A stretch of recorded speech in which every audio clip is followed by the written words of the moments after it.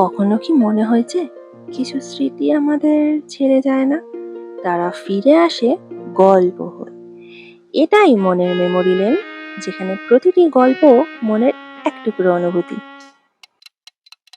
আজ আমি তোমাদের যে গল্পটা বলতে চলেছি সেইটা হলো সুকুমার রায়ের লেখা গোপালের পড়া।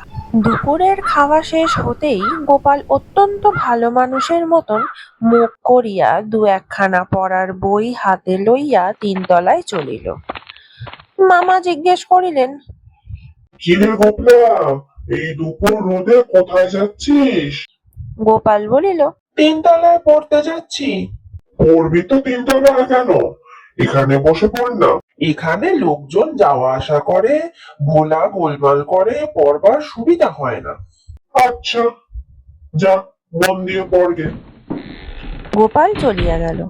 মামাও মনে মনে একটু খুশি হইয়া বলিলেন, যাক, ছেলেটার পড়াশোনায় মন আছে। এমন সময় ভোলাবাবুর প্রবেশ।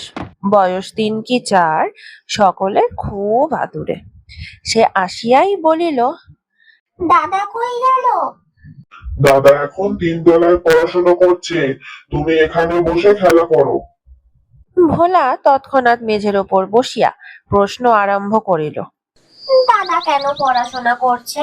পড়াশোনা করলে কি হয়? কি করে পড়াশোনা করে?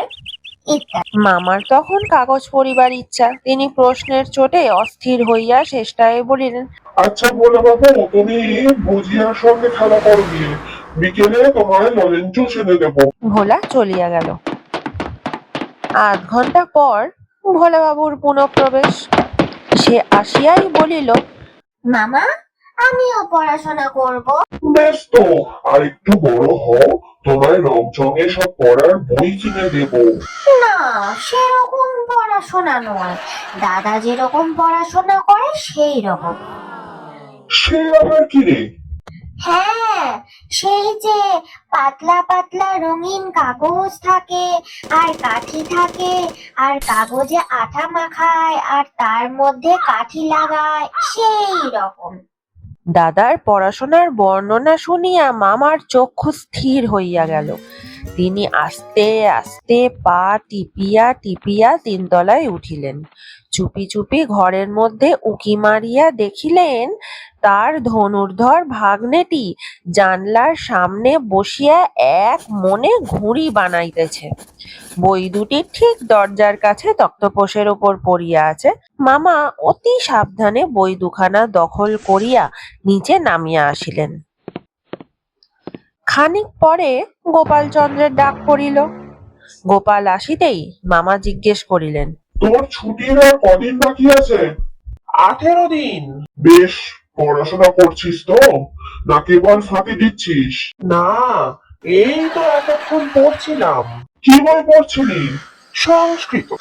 সংস্কৃত পড়তে বুঝি বই লাগে না? আর অনেকগুলো পাতলা কাগজ, আঠা আর কাঠি নিয়ে নানা রকম কারিকুরি করার দরকার হয়। গোপালের চক্ষু তো স্থির। মামা বলে কি, সে একেবারে হতভম্ব হইয়া হাঁ করিয়া মামার দিকে তাকাইয়া রহিল। বই কোথায়? তিনতলায়। মামা বই বাহির করিয়া বলিলেন, এগুলো কি? তারপর তাহার কান ধরিয়া ঘরের এক কোণে বসাইয়া দিলেন। গোপালের ঘুড়ি, লাটাই, সুতো ইত্যাদি সরঞ্জাম 18 দিনের জন্য মামার জিম্মায় বন্ধ রহিল। কিছু গল্প শেষ হয় না, কিন্তু কিছু অনুভূতি থেকে যায়। আজকের এই গল্পটা যদি তোমার মনের কোনো পুরনো দরজা খুলে দেয়, তাহলে মনের মেমোরি লেনে আবার দেখা হবে।